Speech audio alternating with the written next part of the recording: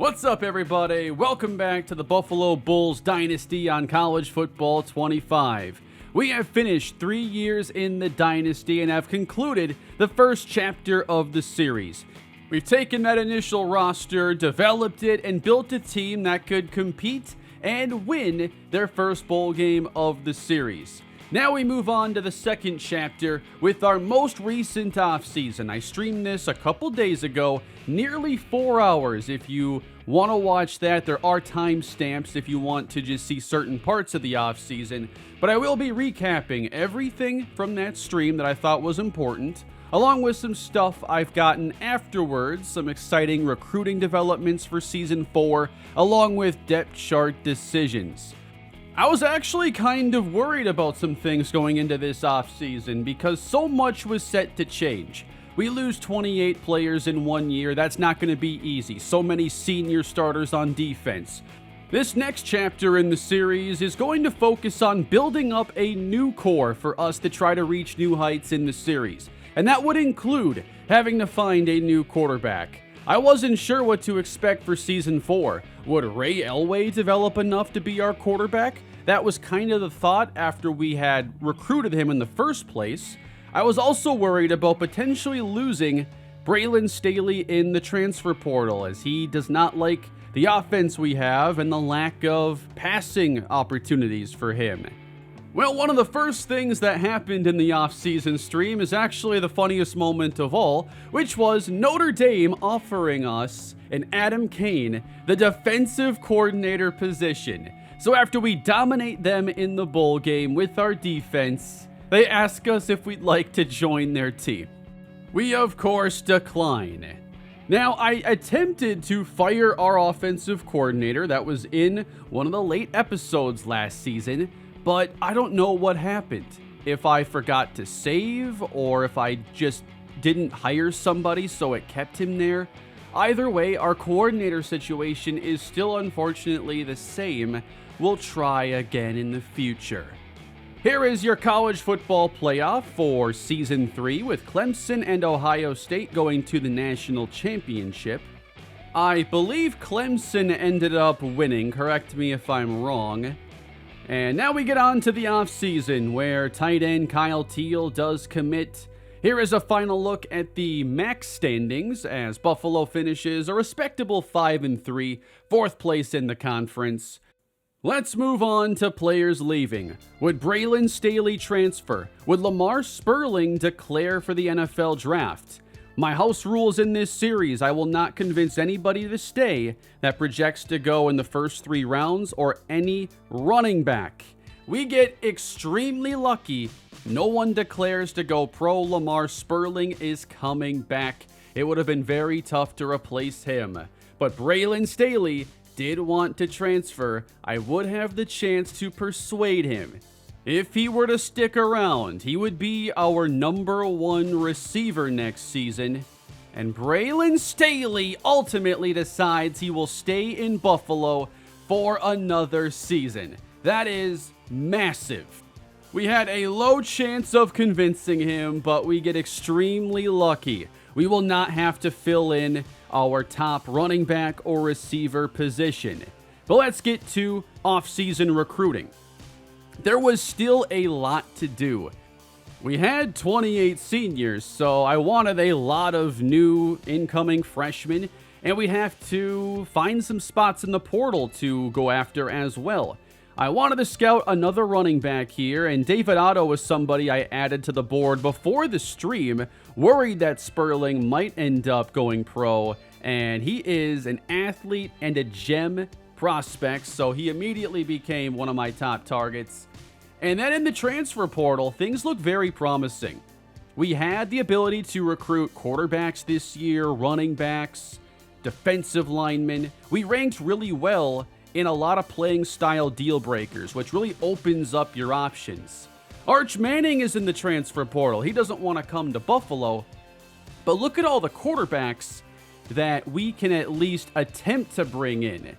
I wasn't sure again how training would go for guys like Eric Pacheco or Ray Elway, so I knew I wanted to target a quarterback in the portal. And the only one I was familiar with was Emory Williams, and I thought he would be a fine option. But the players that really stood out to me were Jackson Potter, with a very strong arm and good short accuracy, and E.J. Colson. I made Potter our top transfer portal option because he already had us in first place, and it looked like he had good passing ratings. But I also liked E.J. Colson because he is only a sophomore going into his junior season next year. We'd have a chance to potentially have him for multiple years on the team. So I'm not going to go through how I divvied up all the hours for every round. It's just kind of tedious. Laith Shama was another target, a defensive end that could really help replace the Jake Jackson role in the defense from a year ago. We don't get anybody after the first round of off-season recruiting.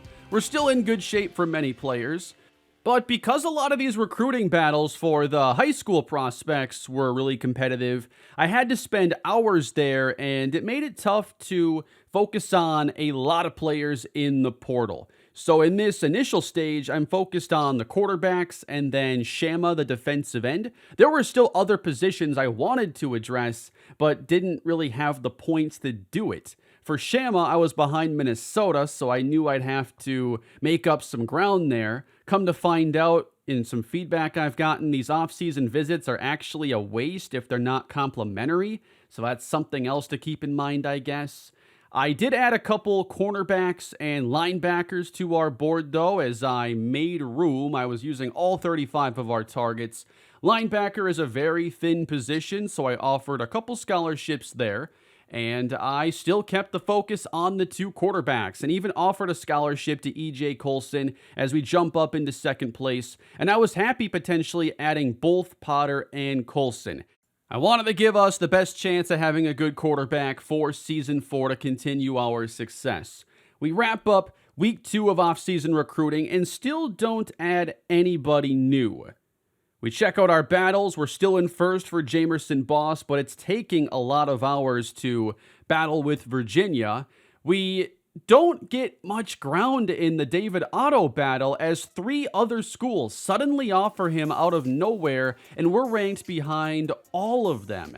That felt really bad to give him the first offer, and then other teams catch up, and we just can't make any ground.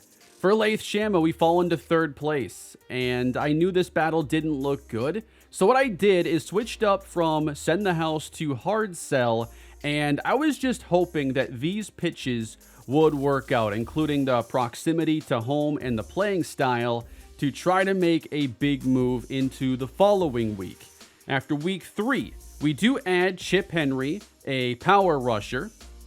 And then we are also going to add Jackson Potter in this week, giving us an experienced quarterback. Final week now of off-season recruiting. The Jamerson Boss battle still very close with Virginia. David Otto will not put us above 4th place, and I had to just concede defeat in this battle. We were not going to win. I had another running back on our board. Had I been recruiting him the whole time, we might have been in better shape. Laith Shama bumps us up into first place. Looks like our hard sell was the right approach. We end up with 2 A-grade pitches in his top 3. That other running back was Greg Hendershot, by the way. I decided to put the points into his battle at the very end, still having to make up some ground, but hoping if we could sway that maybe things could go in our direction. The pitches that he had in his top 3 didn't align with us great, so that was just kind of a last-second Hail Mary for the recruiting. And we wrap things up. We were able to add Jamerson Boss to our class. That was a big win. I spent a lot of points in the offseason on that battle. Then we're going to bring in Laith Shama, huge portal addition for our defensive line, an immediate starter at right end. Troy Hodell, a defensive tackle. Owen Chambliss is a transfer portal linebacker. We also add a kicker in Morgan Grass-Manis. We're able to bring in Jeremiah McDougal. We got Smoot there at defensive end. Hendershot ends up going to Mizzou. Soma Ojinaka, Antoine Gatto. A lot of these guys have been on my board for a long time, but nobody else had offered. so I didn't put a lot of points into those battles, but we still end up with a very big class and add 2 quarterbacks through the transfer portal. This was a lot better than I saw the offseason playing out for us to this point. And we're able to end up with a top 40 recruiting class, finishing at 38th, adding 29 players while losing 28 seniors. Not too bad. Our class has gotten better each and every year in the series, and now we have 2 4-stars joining the team for the next season. Remember, Arch Manning did leave Texas, so he is going to be moving on to LSU now in the series. DJ Lagway leaves Florida. He ends up going to TCU. Those are 2 really high-profile quarterback moves. But remember Damian Paris from the bowl game. He exits Notre Dame and is off to Charlotte. We move on to position changes. The first thing we're going to do is take Dom Camarda, who struggled at right guard and thrived at left guard, and make his position switch official. We brought in 5 athletes in the offseason. I'm going to be continuing to recruit athletes pretty heavily. Some of the possibilities you end up with are really fun. Kevin Babineau fits some other positions better, but I still wanted to develop him as a quarterback. The accuracies look solid. I believed in his upside there. We're going to take Joel Treggs, who had the agile archetype, but that is for offensive line, which is not actually where he's best. Again, this is why I like the athletes so much, because you can end up with really rare combinations of talents and size. 304 pounds for Joel Treggs. Has pretty good movement skills. His speed is in the 70s, but it turns out his finesse move is his best trait. He will be moving to defensive tackle despite a very low block shed. So that's another thing with the athletes, is sometimes there's a mix and matching of skills where they're really good at a couple things at one position, but another one is very low. Eric Johns is going to be listed at linebacker, and I had some feedback that I needed to get him switched to a position and back to get his archetype to power rusher. I did fix that. You'll see it later. Leon Edmond is a true off-ball linebacker, has some blitzing upside, coverage, run stopping, a lot of utility skills there, so he will be someone to watch out for in the future. Then we're going to take wide receiver Messiah Birch, and we're going to move him to running back. He's always had this hybrid skill set, but we need the depth more so this year, and he'll have a chance to actually get on the field. Training results is next. And we are met with now 2 90-plus overall players on the roster. Lamar Sperling and Tyler Hilton pops up out of nowhere. Last season, we had nobody along the offensive line in week 1 that was an 80-plus overall. We are now going to have a 90 and an 88 overall on our interior. I cannot wait. But here is the quarterback situation, and we've got a lot to sort through because Ray Elway and Eric Pacheco both developed very well. Pacheco has 89 short accuracy, by far the best now on the team. Ray Elway, I think, has some playable ratings, but I don't think he's the best quarterback for this year. And his skill caps do limit some of the upside. And then you look at E.J. Colson, he is our best downfield passer. Jackson Potter has the strongest arm. Suddenly, we have a lot of options for who plays quarterback this year. It is a good problem to have. At running back, Sperling's a 90, Dingle a 79, Messiah Birch, he stays at a 77. But I think with our offensive line upgrades, we should be in for a very strong year on the ground. Now at wide receiver, Braylon Staley suddenly has 98 speed, 99 acceleration. His speed has gone up 4 points, acceleration also 4 points. Austin Harris doesn't develop very much as his skill caps very much limit his upside at receiver, yet he continues to be a playmaker. And Dallas Roche. He was somebody I believe I recruited as a JUCO player maybe in year 1.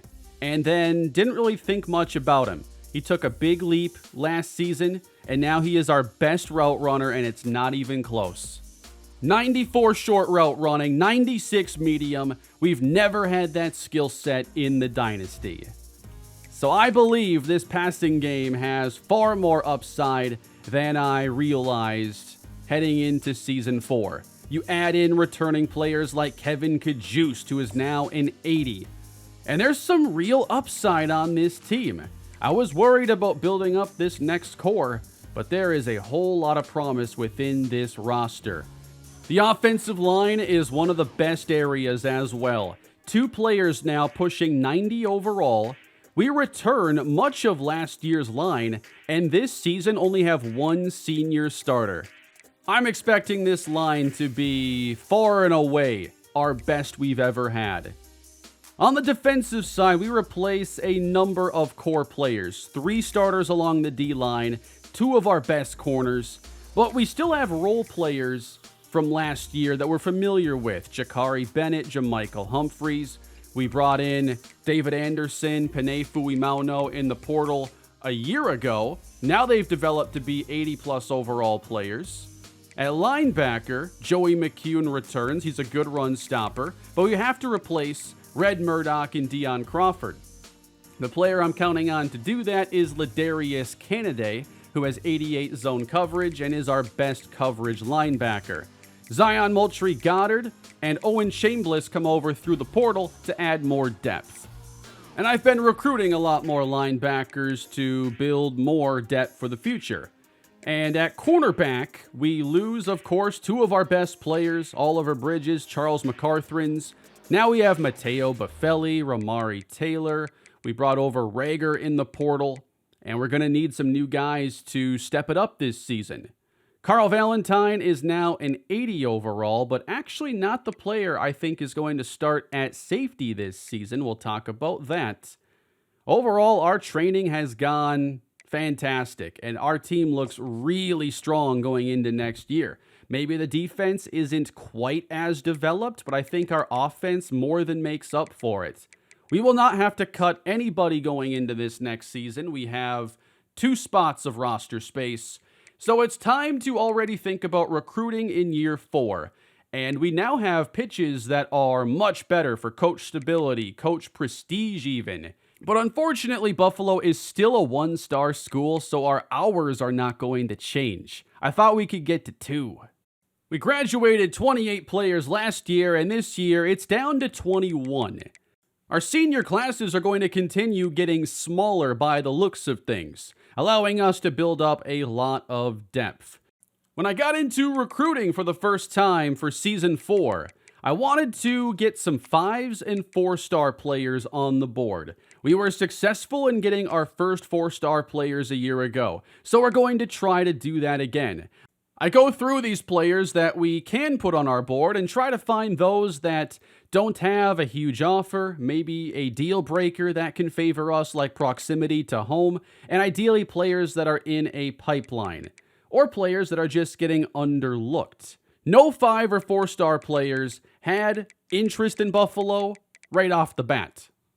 But a number of 3-stars are very interested in Buffalo. I put many of them on the board and got to scouting and offering those first initial scholarships. I knew that many of the players I was trying to get, especially those 4s and 5s, would not even consider us, but I had to offer scholarships and see which battles looked favorable. Sometimes you get lucky and at least you get into a player's top 8, and from there you can start to add some points and see if you can actually win one of those battles.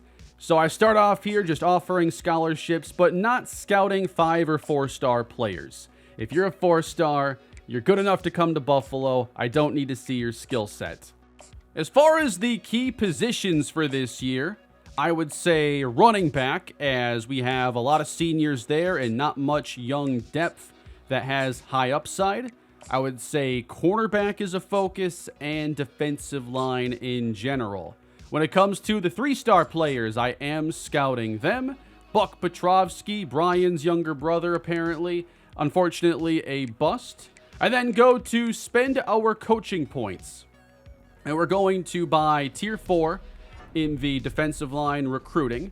And then we switch to the motivator tree, and we're going to level up the passing game quarterback development there and go to tactician for upgrading the defensive line ratings, the running back ratings. I had 40 points to spend, so that felt pretty good. Back to recruiting again. Joshua Bloom is an athlete, scrambler archetype, and a gem. He will be one of our targets this season. We also have Sean Blade, an athlete who probably is a wide receiver. I liked his skill set. And already one of my favorite targets in this class is Orlando Rochelle, 93 speed at 6'5" and could fit as a receiver. We need to get more speed and athleticism at corner. Byron Gammon is a great fit. Whenever we add new freshmen, we want to see those skill caps and who shows the most upside. Kevin Babineau at quarterback, unfortunately, has a pretty heavy limitation on his accuracy development. So much comes down to the caps at these ratings. That is pretty unfortunate. At running back, Lonnie Isaacs does have some limitations with elusiveness. He's already at the cap there. Soma Ojinaka is a receiving back who I think will be able to develop well into a future starter or co-starter. Nico Samuel is a blocking tight end that has some bad caps. Kyle Teal is a vertical threat tight end that I see being more of a depth option. Nathan Hill, those caps might hurt his chance at becoming a starter at tackle. Charles Rust is a center. I do think he'll be able to develop into an eventual starter with these. And then we've got the 4-star guards. Dorian Henry does have some limitations. The run blocking one being that low is unfortunate as a guard. But the most important player here was probably John Burns. With elite development, he also has the best situation with his caps and a sky-high ceiling. He is the best player we have ever recruited in the Dynasty. Antoine Gatto, 74 overall already, and I think he's got a really high ceiling, and I'm expecting him to be a future starter. Connor Smoot, power rusher, little bit limited there, but maybe as a rotational option he could contribute. Joel Treggs, his caps I think will give him a chance because the finesse move is already so good. The run stopping needs to get up though if he's going to be a full-time player. Troy Hodell, I think he's going to be in very good shape, already having 81 power moves and a high ceiling as a run defender. Jeremiah McDougal, the run stopping limitation isn't too much there. Leon Edmonds, star development on him. Can still develop a lot in all areas. Should be perhaps a future captain of our defense.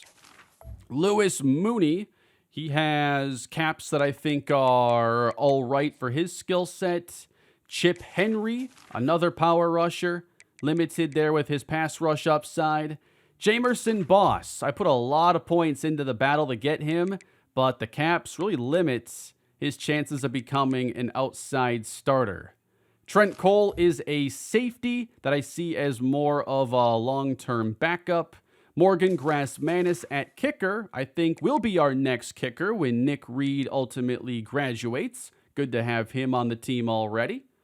But let's get into a little bit of the practice gameplay now from the end of the stream.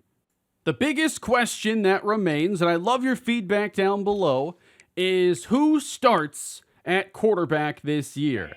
Eric Pacheco, of course, helped us in the Notre Dame game in a big way, but only has, I believe, 40 career pass attempts. His short accuracy obviously stands out. He's very mobile. You can do a lot with him, and it helped us again in that Notre Dame game. He's a legitimate starting option now, and he's from that initial recruiting class. His skill caps, though, have always limited his upside. He's about at his ceiling. E.J. Colson has the best downfield accuracy. So Pacheco has 9 better short accuracy than Colson, but combined medium and deep, Colson has a 9-point advantage there. He's not nearly as quick as Pacheco, but with 83 speed, you can still scramble and do a lot of designed runs and rollouts with him. And when I got into practice with him, those downfield throws obviously stand out. Now, as great as these throws are, is that going to be a focal point of our offense? It hasn't really been my thought that we'd be this team that airs it out significantly. I do want to lean on our running game a lot, but I think when you look at our receivers, the offensive line improvements, there's no reason why we can't have a passing game that attacks all areas of the defense. We don't have limitations like we've had in the past. I think this has the making for the best offense we've had in this series. And I thought Colston looked really good in practice, not just on the deep balls, but I felt like his accuracy on everything else was solid. This is Jackson Potter getting a chance to play. Now, he has the very strong arm. He does have good short accuracy. But I think at this point, looking at how good Pacheco and Colston are, I really want the mobility back in the offense. I want more options. I felt like last year especially, we didn't have a big play element. We had a pocket quarterback. And every drive, like every touchdown drive, felt like we had to grind out 8 to 10 or more plays. And I'm looking forward to a future now where we have a chance at hitting big plays and just having a chance to be an overall better team. So everything else in this video comes after the live stream. I had to get back to recruiting to get us on to week 1. I wanted to show you what our board currently looks like. I did find a 4-star running back that had no offers after the first stage of recruiting, because now we're into week 0. And as we move on to week 1, we get more of our board really settled in.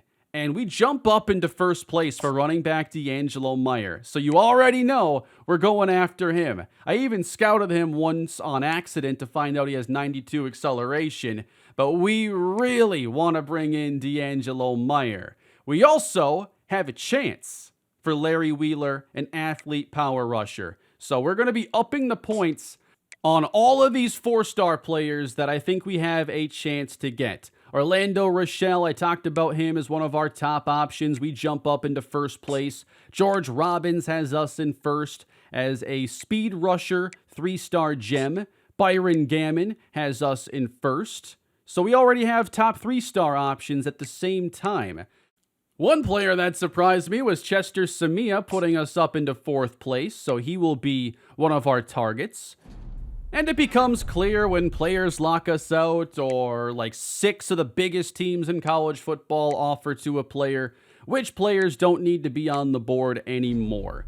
So I look for a bunch of 4 stars right off the bat to see if we can just find a couple that look like reasonable targets. And then we're going all in on those battles. Meyer, Wheeler, Samia. There could even be a quarterback in that mix. And we'll see what happens with that. One of my focuses is to get much faster at cornerback. So I'd like to introduce you to Devontae Carrion. 99 speed. Is that enough speed for you? He's a 3-star gem. And who knows, if he's got any receiver ability, might be a 2-way player. He's 72 catching. Devontae Carrion, though, is going to be another one of our top targets. We just wrapped up a recruiting class, and I'm already excited about the possibilities of the next one. Let's talk about some new starters on the team. Along the offensive line, Henry Tabansi is the senior left tackle, Dom Camarda will play left guard, and Tyler Hilton has been moved to center. I think his size there makes sense, and I think that his athleticism being better than Camarda made him a good fit for getting into the second level and helping open up some running lanes. Then, 4-star true freshman John Burns, with his high ceiling, is going to start at right guard on day 1. And then at right tackle, it's going to be Nate Fanene, 76 overall, just a bit more well-rounded than Bellamy. At linebacker, I talked about Eric Johns earlier, had to move him to right outside linebacker, back to left outside so he'd have the proper archetype, but his caps are still a bit limiting. We're going to go to cornerback now, where I have a surprise, as Cortez Shedd is going to have the chance to start at corner. He is our most athletic corner, and has good zone and man skills. His awareness is low, but I'd like to see him get a chance to replace Oliver Bridges. And then at safety, I'm looking at Brenton Lampman getting a chance to start. He has the best zone coverage, best tackling at safety. Carl Valentine, though, faster with higher awareness. We'll see if that spot holds. And then at quarterback, right now my lean is E.J. Colson. Just putting everything together in him versus Eric Pacheco. Colson's downfield passing is an advantage of his, and the skill caps as well. The fact that he's a junior that can continue to develop and give us some stability. We have not played the same quarterback in back-to-back seasons yet in this series, but it's really not an easy decision because Pacheco, I think, can handle throwing downfield pretty well, is already, a better rushing threat and has higher short accuracy.